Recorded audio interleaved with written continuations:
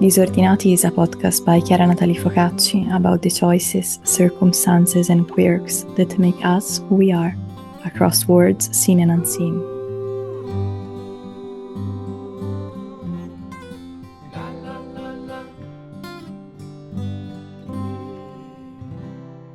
Welcome to this episode of the Disordinati. I'm so happy today as I'm joined by a wonderful artist, John Cabrera. Hello, John. Hi.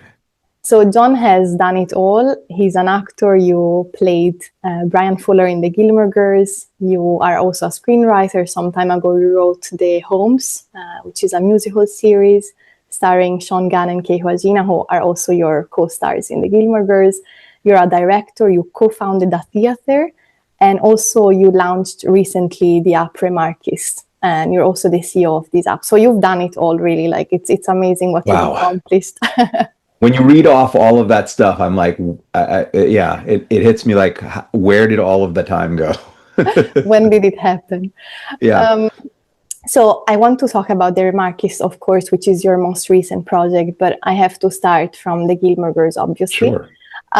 So I love the Gilmore Girls, and it's a series that I watch every year. I think one of the reasons why I love the Gilmore Girls so much is it's because it's one of those shows that makes you feel at home. It's filled with all these characters who are quirky and unique in their own ways. And so it's not just a show, but it's also a place where everyone feels like they belong. And so looking back to when it all started, how did it feel to play Brian? And did you anticipate it becoming such a cultural reference point? Well, definitely not a cultural reference point at the time. I think we all knew that we were doing a show that was unique for its time, especially because of the casting, because of the actors on it. This was at a time when, and on a network that favored conventional looking characters and conventional looking actors. And the casting directors really, they were known at that time in the industry as having this eye for really interesting talent. Actually, if you go into the show, there are so many small actors in the show who became huge actors. So they had a real eye for spotting talent, and so it was a unique show just in that the characters and the actors who played them were such interesting people all around. So we knew that we were creating something that was different, and I mean, we, aside from the very the main characters in the show, most of us weren't recognized at that time. I used to have a little, Sean, as you mentioned, is one of my closest friends. I've known him since university. We went to university together. Okay. So way before Gilmore Girls. We used to have a little game that we'd play when we would go to the mall. He would always get recognized at least once during our time at the mall. And it was always by somebody who was like, oh, I am a huge Gilmore Girls. I mean, I'm the biggest fan. I love Gilmore Girls so much, and I'm standing right next to him, and they're just gushing over him. I'm standing right there, and then as soon as they take a breath, he's like, "Great to meet you. By the way, this is my friend John," and they would just turn to me and be like, "Hi," and then just like go on. So Can this was a picture? Yeah, I mean, obviously very different now. Gilmore Girls fans. Well, also, the Gilmore Girls fans that we were meeting back then at the mall, they're probably still watching the show, and they've probably watched it now maybe 300 times. So they probably would recognize me if I saw them today. But it just goes to show we didn't really, the show wasn't nearly as big as it is now. Netflix changed so much for the show, because as soon as it went to Netflix, it just got an entire new audience. Also, this is, I think, a part of what happened and why the fandom has grown so large. Because of the dynamic of mothers and daughters, the show lends really well to bringing new generations into the show simply by having your young daughter watch it with you. So, when I'm at conventions and meeting fans, it blows my mind still to this day that I'm meeting 9-year-olds, you know, like Okay. who are like, it's my favorite show. It's like I'm like the biggest fan. And I'll be like, when did you start watching this? Last summer. Okay. Last summer, you know, or I'll ask them if they're there with their mom, who's the bigger fan, you or your mom? And the child always says, "Oh, me, for sure." How long have you been watching it? Like a year, 2 years? Their mother probably watching it since the beginning, but with TikTok and Hmm. Instagram and just social, the way that culture spreads is just very different Yeah. than it did when the show was on the air. So I think anticipating that the show would become the cultural touch point that it is sort of predicting all of the things that happened in social media Yeah. and the internet, because I don't think it could have without all of those things.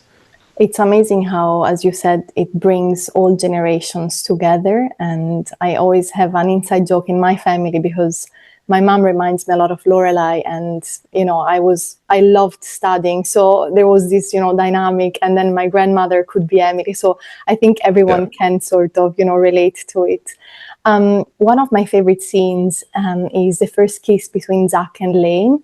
And what I found absolutely funny, and I remember it all the time, is he's carrying you. I mean, he's carrying the character of Brian while he's kissing Lane for the first time. And it's just like a sort of summary of the whole interaction between, all the characters living under the same roof. And what I loved was also the friendship that, originated, and the idea that you can pick your own family in a way, experiencing the band, experiencing growing old together. So I was wondering if you can tell us a bit more about the apps, but also the challenges of filming those scenes. That's a really good example of both challenging scene and delightful scene to shoot. That's one of the most memorable scenes for me through the entire run of the show. The director was a director named Kenny Ortega. Mm-hmm. He's directed High School Musical. He's a choreographer. That's Okay. his roots. So that's an important distinction going into watching that episode. And now that you know that, you might, next time you watch it, think about that. In general, the show had pretty strict framing for the shots. You'll never see a shot go in closer than Mm-hmm. the like midriff area up. They never go into the face, never close up. They had a lot of really strict rules to how the shots were framed and how far the camera was back. But he, in particular, loved, because he came from the theater, he Mm-hmm. loved to shoot his scenes wide. And he liked those scenes to be played out fully and wide, like a piece of theater. And he liked to do them in one full take, like Oh my theater. God. So that was awesome for both me and Todd, because Todd and I are from the theater. Mm-hmm. We got our training in theater before we moved into television and film. So that was fun for us. It's exhausting, because when you do something in one take, the even if you do it even if you feel like you loved it from a performance standpoint, there are 100 different things happening in the shot that everyone else on set has a problem with, right? Like the light was not right, something in the background, the camera didn't move quite right. So you do those like 10 times, and Oh so my God. it's exhausting. That particular shot was very exhausting because I was slung over his shoulder every time. And so he had to lift me up, put me on his shoulder every single time. His shoulder was in my Oh my gut, God. for minutes at a time. And so just physically, the scene was very difficult to do. But when we read that scene, in the read through at the table read before we even went to the episode, like to actually shoot the episode, because you read all of the scenes like a week before shooting with all of the cast around a table to get a feel for it. It just, that scene just, like, people loved it. They were laughing, and we just kind of knew, okay, this is going to be one of the great Hep alien scenes of the series. And then when we were on set, despite the pain and the exhaustion, every time they called cut, the whole set just burst into laughter. So even though we had to do it over and over again, and I had to get that shoulder in my stomach over and over again, and it was painful, I kind of wanted to keep doing it because of the thrill of getting that laughter and that approval. Everything about that scene was perfect. It was perfectly crafted, shot, edited, and walking off the set, we just knew it was going to be awesome, and it turned out as well as we thought, and is one of the big iconic moments for, certainly for the Brian character, but for those three. I don't want to say Hep Alien, but certainly for the dynamic of the roommates, right? Like Zach, Brian, and Lane. Absolutely. I loved it. And I think they should have a spin-off, these three, like, it's amazing. I have a spin-off that I've been pitching, not formally pitching, but I pitch it to friends. I could pitch it to you right now if you'd like. Yeah. My idea for a spin-off, I mean, you couldn't do it, you couldn't do a spin-off, I don't think, of the three of them now. They're older, their lives are different. But you could do a spin-off of Steve and Quan. So I have this thought. Yeah, I have this idea that they are following in their parents' footsteps. They are two young high school musicians. They play the guitar and the bass, and they want to be famous, except now it's like fame has a different definition now for their generation. Now it's TikTok famous, influencer famous, very different from their mom and dad's generation. So they're on their way trying to like build this music career, and early on in the story they realize that they're missing one key musical instrument, and that is they need a drummer. And so they start by like trying to find their drummer by auditioning people and whatnot, until they realize they've got a drummer right here under their nose, except do they want their mom to be in the band with them? That's such a good one. I hope it happens. Like, watch it straight away. I keep pitching it to people in the hopes that maybe just like enough people will hear it, it'll get into the zeitgeist, and then they'll say like, okay, we have to make this.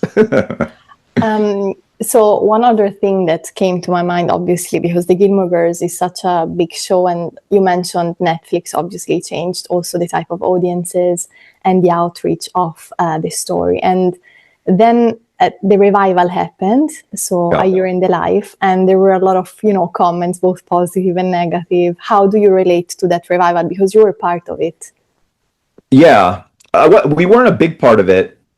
I think that I mean, from what I had heard, the band was there was talk of the band having a much bigger role in the revival, but they couldn't based on the amount of time that they had. So they had a constrained budget, and really, I mean, the time, the amount of story that they could put in there.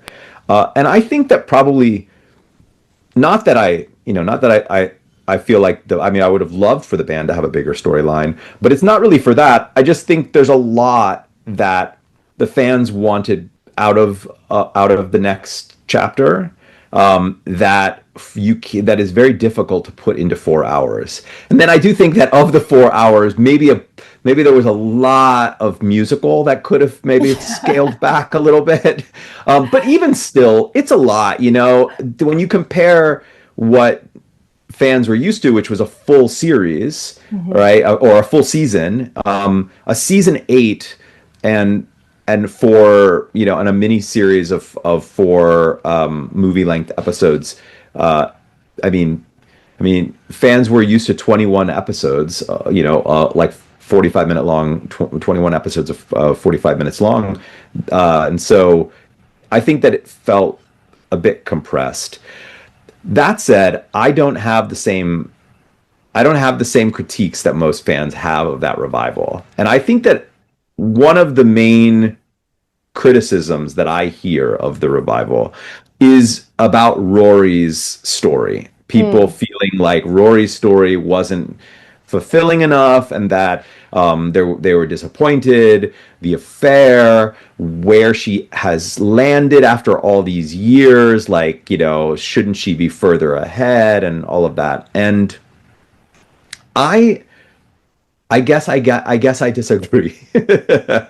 I really like where she landed. I like where she lands at the end of the revival for sure. But I I know what the writers were doing, and I think that they were framing her story around our current cultural and social landscape in which that kind of a that kind of a life is it is the fate of a lot of young people who were destined or seemed destined for greatness. But then it also asks, like, what is greatness? Because part of the criticism I hear is around the idea that Rory didn't she didn't fulfill her potential. But what? Like, what is that potential, and Mm-hmm. why? What is, like, why is that an important potential? I think for me, Rory's big, like, flaw of the series, like the big character flaw of the series, is not so much that she didn't reach these great, like, worldly journalist, New York Times writer, best-selling author, which is what everybody imagines for her. I think that the bigger character flaw is in the fact that she's following dreams that don't seem to be hers. They seem to Mm-hmm. be her mom's dreams. And I understand why. Her mom is her best friend, and Yeah. want to you want your best friends to admire you. So you conform to who you feel you need to be accepted by the people that you love most. And Rory's best friend was her mom since she was a little girl, So she's been following that for a long time. And so I love season 6. I love season 5, season 6, Okay. even like season 7, because I like seeing how all of the cozy, you know, Perfect. Yeah. perfect stuff that happens in the early seasons, how all of that becomes problematic and Mm-hmm. causes conflict in those later seasons. I understand that also goes against this idea that Stars Hollow is this perfect place that we want to return to, because those seasons are the most dangerous. They're the ones where things are a little scary and where you might, as a fan, not want to sit in, a mother and daughter not talking to one another. But for me, they feel they feel the most real. They keep me as a lover of story more so than just somebody who wants to go to a place. They keep me on the edge of my seat.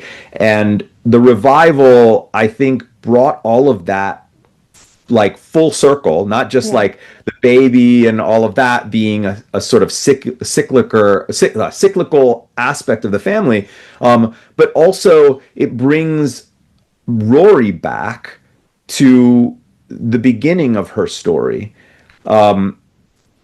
She ends in the perfect place to me. She ends back in the town that loves her Mm-hmm. and doing something that may not seem glamorous, Yeah. working at her town's defunct, goofy little paper.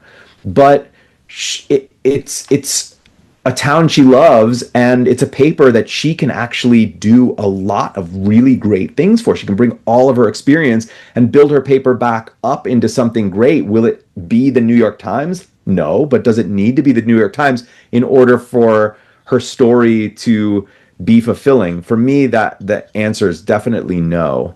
And I think she finds, by the end of the revival, I think she finds Rory by the end of that revival, not Lorelei's Rory. Yeah. And, by the way, our Rory, because Lorelai's Rory is our Rory, since Lorelai is the character that we see this story through. So what Lorelai wants of Rory is always what we are inclined to want from Rory, even if it's not really what I think what Rory was meant for.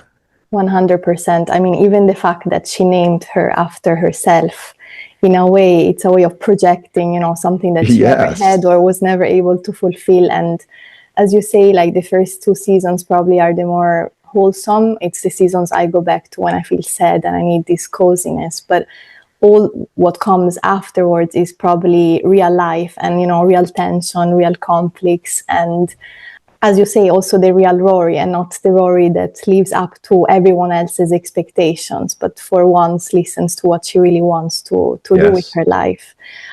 So I appreciate what you're saying. But I do agree with maybe too much musical going on in that revival. Yeah.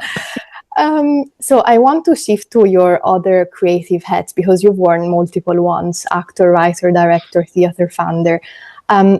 What drives you to move between those modes, and what do you find most satisfying? Well, I guess maybe I don't really see it as moving between modes. And for that reason, I don't know if I could say any of them are really more satisfying than any others. I don't act anymore largely because the life of an actor doesn't really appeal to me. And the life of an actor is actually way more than what most people see. Certainly on television, film, the life of an actor is mostly in your car, driving around to auditions, doing a lot of auditions. I mean, if you want to get even one role, it's just a volume game. You have to just do a lot of them. And Los Angeles has terrible traffic, and it's just not really it's not really a life I enjoy. And I think that speaks to why I've done all of these different things, which I see as all really one thing, and that's just being creative, creativity. I've tried to build a career out of being creative, and when things don't feel creative enough for me, I find something else. I guess it's just an exploratory nature that I have to explore things, and so I don't think of myself. Oh, I don't think of myself as an actor anymore at all. But even when I was acting actively, I didn't really think of myself as an actor. I thought of myself as a creative or as an artist, and that's why moving from in front of the camera to behind the camera, moving into other types of creativity, I'm developing this app Remarkist that you mentioned, and to me it doesn't feel like a technical project. It feels like a creative project, even though a lot of the work that I do is very technical in nature. I'm actually writing code and deploying apps to Android and Apple ecosystems, and that all sounds very technical and heady. But for me, it's all still I'm still solving the same kinds of creative problems that I was when I was acting, and so I can't really say there's any that I love more than any others, because I see them all as one thing. But I don't like sitting in traffic. Who does? I mean, it's funny you mention it, because I'm Italian, and in Italy, we all drive the Vespa, like the motorbike, because there is so much traffic that, but you can't do it here in the UK because it rains too much. But I love what you're saying about, being eclectic and that it's all part of this unique creative flow. And because we mentioned, this flow, I want to also mention your work as an illustrator. You recently organized an exhibition with your friend and co-star Keiko Agina on using graphite, and I noticed there is one with cats, and I love cats. As you can see, there is one right there's two of them with cats, actually. Two of them, okay. So do you want to tell us, like, how did this project originate? And well, so I'd say a fair amount of fan engagement. I do a lot of conventions and festivals throughout the year. And there's one that I've been doing in Akron, Ohio now for about 3 years that I really love. I like the people, and I really love the city. A lot of the festivals that I've gone to in the past are either more of a convention, typical fan convention, celebrity convention, where Mhm. it's just a big, huge convention center, and you're sitting at a table the whole day, and those have their own interesting thing, but they can be a bit boring. Then there's the small town festivals that have Mm. become a bigger thing now, and I imagine will be even bigger. And I think, I hear folks overseas always lament the fact that they don't get them, right? That they're all in Mhm. the U.S. But I think that that's going to change. I think that there will probably be Gilmore Girls festivals probably coming. To My gut Florence. tells me to the UK, probably to Italy, probably to France, probably to Germany, to the big countries that watched the show. Those are the four big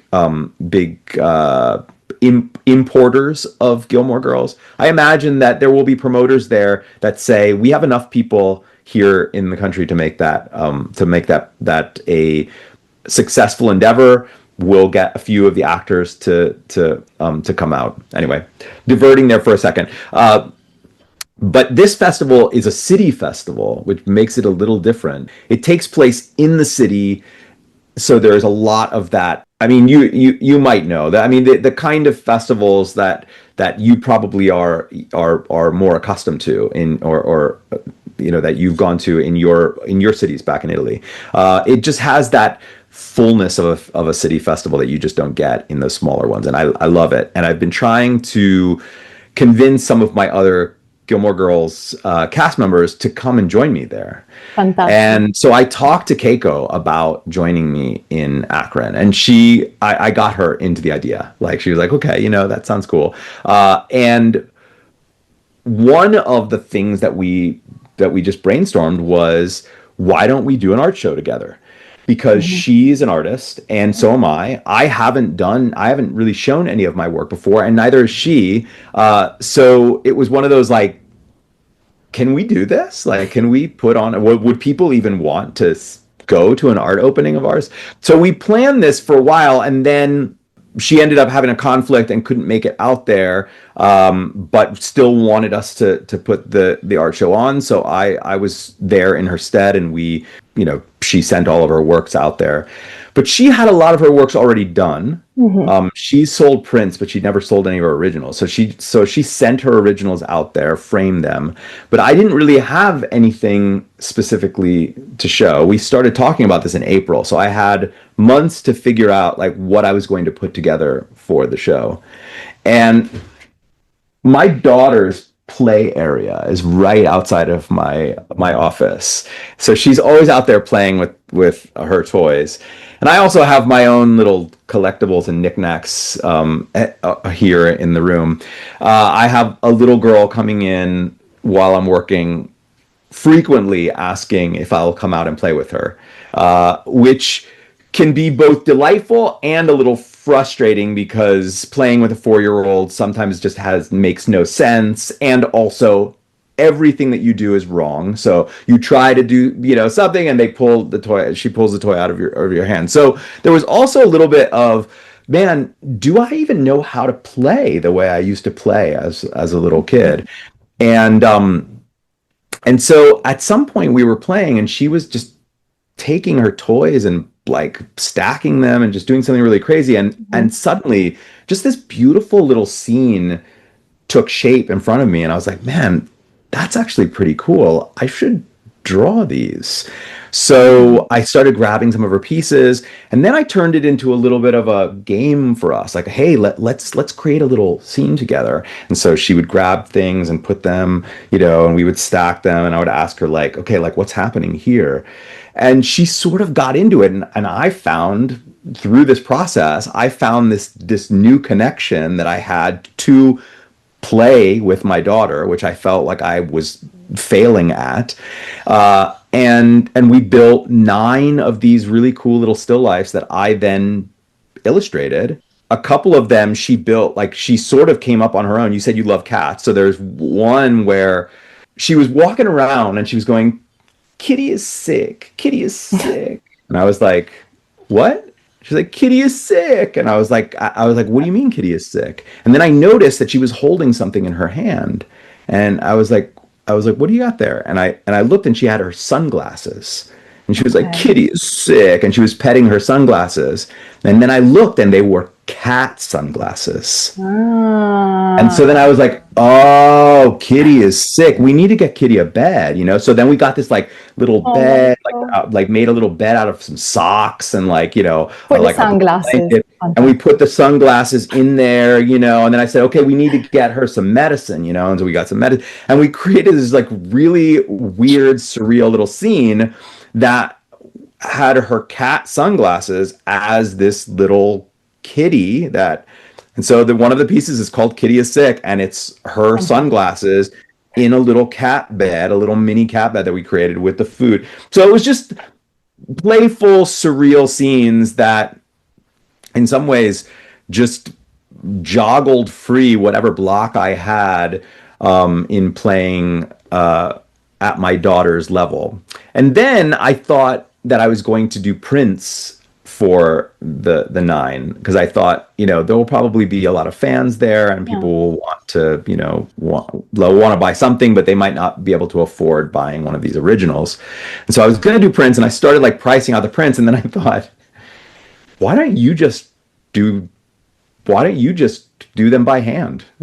and Oh my God. so Okay. and so then that started to formulate this idea that I would create reproductions Mm-hmm. of each one of the nine by hand, but that I would have to do it in a way that I could do enough of them within a compressed amount of time. So that's when I came up with this idea that I would do 8 additional reproductions. So then each set would have nine, and then there's 9 drawings, right? So that would create this like perfect square grid of 9 by 9, and that each of the 8 I would do in less time than the last. So I would Oh half the wow. time that it would take me to do each of the 8.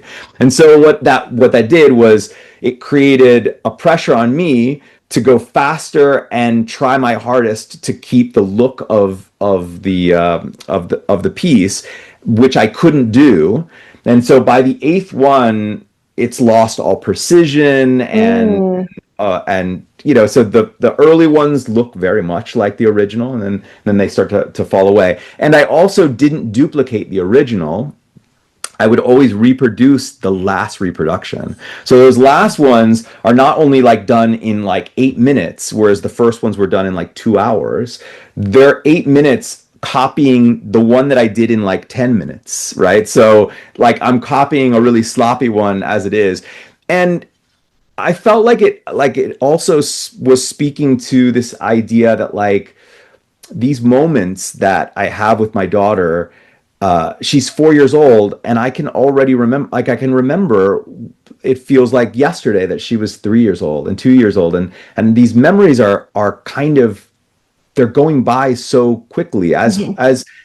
as long as the days sometimes feel, these years are just like blurring by. And there was something about the way that each of these sets started to kind of blur and drift away that seemed to align with my how I'm feeling about the moments, these playful moments with my daughter slipping away as well, which also admittedly have been hard, right? Like I said, playing with a little girl can be really tough, you know, aside from the fact that she's playing in a way that I'm not familiar with. She's playing with toys that are like not in my comfort zone, right? So that mixed with these like mixed feelings of like these years are going to be gone soon, you Mhm. know. Yeah. It just felt like it aligned. And then also somebody recently who was at the show asked me something that I hadn't even considered. They said, "Have you ever thought about the fact that the series, the way that each reproduction gets like worse than the last, that Mhm. it's mirrors the way that our toys eventually, as we play with them enough, they start to actually teddy bears start to wear Yeah. out and whatnot." And I was like, wow, that is kind of cool. I hadn't thought about that. Or we lose interest in them. Yeah. Yeah. So that's where that came from. Did she enjoy the final prints? Did she approve? She loved them, and she still comes in and says, do you want to do a play drift? That's what I called the series. Like, yeah, let's do a play drift, which actually is good because now I have a map now of how I can of how I can play Yeah. with her, right? I mean, you're building this together. Like she's probably Yeah, also as creative as you at the end of exactly. the Yeah. day. Something that I find extremely fascinating and beautiful because it seems to stem out from this willingness to create and celebrate community is your app that you've launched, Yeah. Remarkist, which is a gamified workshop for creating art experiences inspired by fans. Can you tell us what it is and what was the exact moment you realized I want to give life to something that comes directly from the fandom? After Gilmore Girls ended, I moved into writing and producing. I started writing films and television series, mostly in the studio system, right? So I wrote multiple projects for Warner Brothers, for Universal, and the first project that I wrote was produced. It was called H Plus, and it was for Warner Brothers, and it was produced. So that was a really exciting entry into that side of my career. And then nothing that I created after that was produced. So it was a very frustrating decade that started really exciting, but then, was just one project after the other, just wasn't moving past the development stage. And I think that I got a bit disillusioned by the industry because of that. And also because I was seeing it from a different angle now. I was seeing the relationship that fans were having to stories that were being created in the teens that was very different from the relationship that they were having to these shows back in the 2000s and before. Like I said, I don't think anybody really felt fandom back when the show was on the air. But this idea of fandom really started to take hold in the teens, and I was just seeing something that I thought was really interesting there, and I wanted to explore it a little deeper. So in around 2015, 2016, I started to just tinker with or explore, ask questions about like can people who are not like me that didn't actually go into this as a career and imagine that they were going to maybe went to school for it, can people creatively build something like a Gilmore Girls or like a Star Wars or a Harry Potter, and can they do it together? Because that was the other part that I was seeing, is that I was just seeing so many communities forming around the shows and the movies that they loved. It used to be that the only real big fandom communities were Star Trek and Star Wars, these very like nerd culture stories. And now we were seeing so many different kinds of stories build these massive fandoms. So this idea that people were coming together to talk was really interesting to me. So I started to explore not really the idea that fans would be creating things together, but just that people who I thought were creative enough to come up with an idea that they could, in large groups, build something together. And how could you do something like that? One of my early skills that I leaned on before even getting Gilmore Girls was tech. I used to like build websites and web Right? apps and whatnot back in the like early 2000s and late 90s. While all of my friends were waiting tables trying to get their first acting job, I was doing technology. So it was a bit of a return to that for me. I could like explore building some tech that might be able to figure some of this out. But I hadn't really framed it yet from the perspective of you.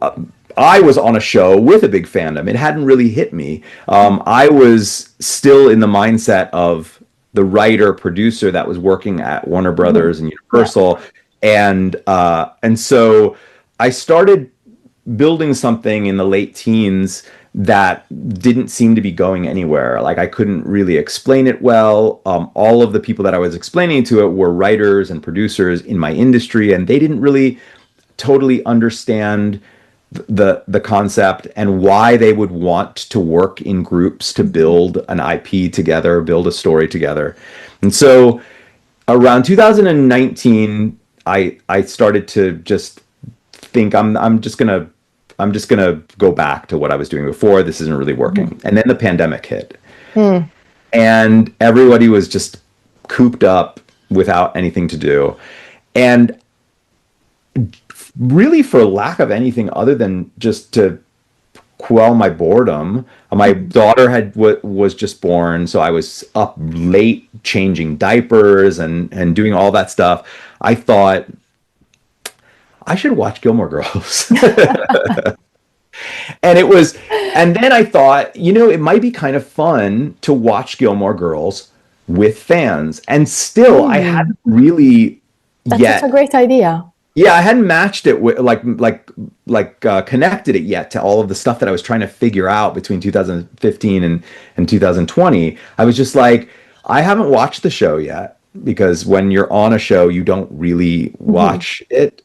I mean, at least I don't. Some actors do, but and it had been a long, enough time had passed that I thought, I'm enough removed from the show that I can watch it now Yeah. and enjoy it in a different way.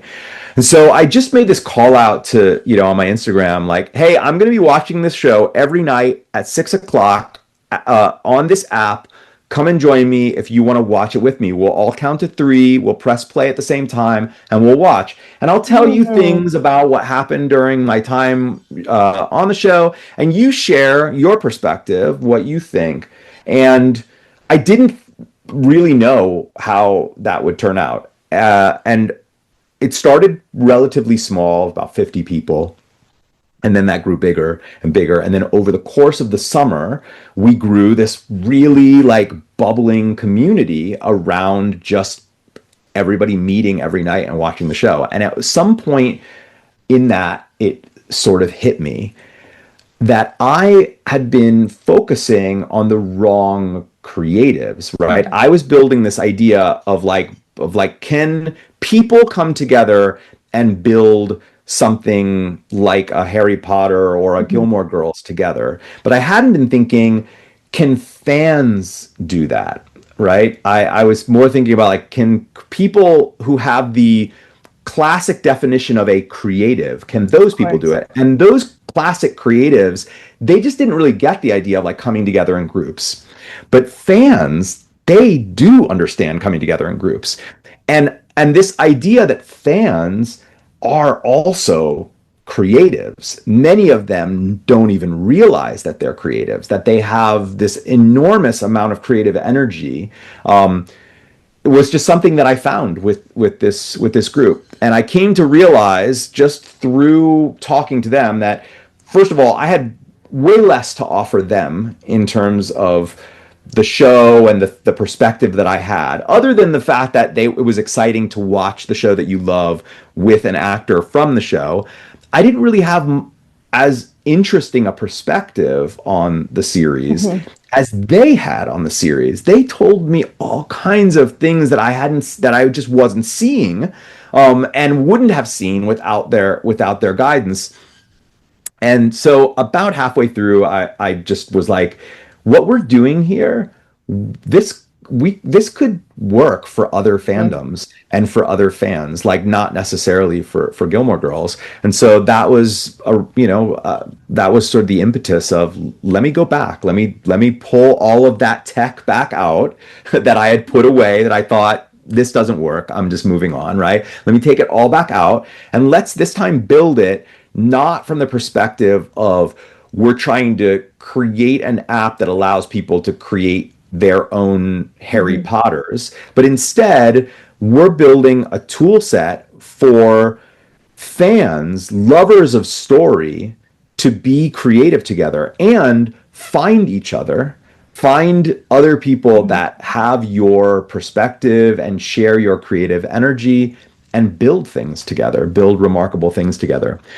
Also, one of the things that I remember feeling while I was working in the studio during the teens was, I felt like the relationship between fans and the big IP owners, the studios and the producers, that there was a dysfunctional relationship between them, that the fans felt a deep ownership of the material, but that the Interesting. studios want the fans to help evangelize the product and to be essentially a free marketing arm for the product, but they don't want them to truly own it. Keep a right? distance. Yeah.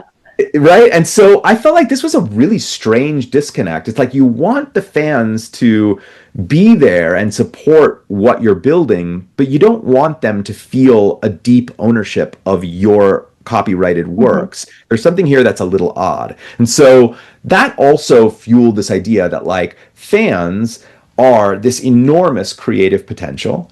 And we need better tools to help those fans who many of them don't even see themselves as creators yet, help them see themselves as creators so that they aren't just exploited by IP owners looking to just like lean on their evangelism and their passion for promoting the projects. But give them tools to help them build amazing things like your podcast, for example, right? Like I want to see more fans creating like that, either creating their own creative works based on the shows and movies and books and games that they love, or taking everything that they know about their favorite stories and IP and say eventually, okay, I understand the formula here. I can build my own now. Like I can do that. And that's hard to build something by yourself. So now I also have built a community of others who are passionate like me and see this the same way I do. We're going to come together and we're going to build these things together. That's just really exciting to me. And I feel like it's where I want to spend the next chapter of my creative life. Together we are stronger. And as you say, I think each one of us has a creative side within us. It's just sometimes we don't have the right tools or we don't have the right, environment to let them out. And your app creates this environment. So it's a channel for, coming together and be creative together and create amazing things that we all love. And I also love for you that in a way it's like a circle that closes itself, being in tech at the beginning and then now again. I'm always amazed by how life, it's unpredictable. John, one last question because we have to ask you this. Which team are you? Are you team Jess, Logan, or Dean? So, all right. And be careful. No, I know. So my journey with the teams was really interesting because I watched the show with fans. Right? So in the early seasons, I'm like, this guy, Dean, I like this guy. He's a nice guy, right? And everyone's like, then Jess comes around. I'm like, oh, this guy is really like annoying me. I mean, just he thinks he's so great, and everyone's like, so there was just a lot of like me taking cues like, okay, am I missing something here? Is he not a total jerk? They're like, he's misunderstood. Okay. He's misunderstood, and so I'm learning from the fans and kind of having my own strange, like switching teams, jumping back and forth, defending my team. Where I landed is this, and this is a part of why I also love the revival. I think that I am Team Logan for the original series, Team Jess for the revival. Okay. I laughed a lot when you were doing all these facial expressions because my partner has started watching for the first time the Gilmore Girls, and he was exactly like you, loving Dean at first, and then, seasons go by and you sort of change your mind. Yeah. John, thank you so much for participating in the podcast. It was really like a dream come true. It was a lot of fun. Thanks for having me.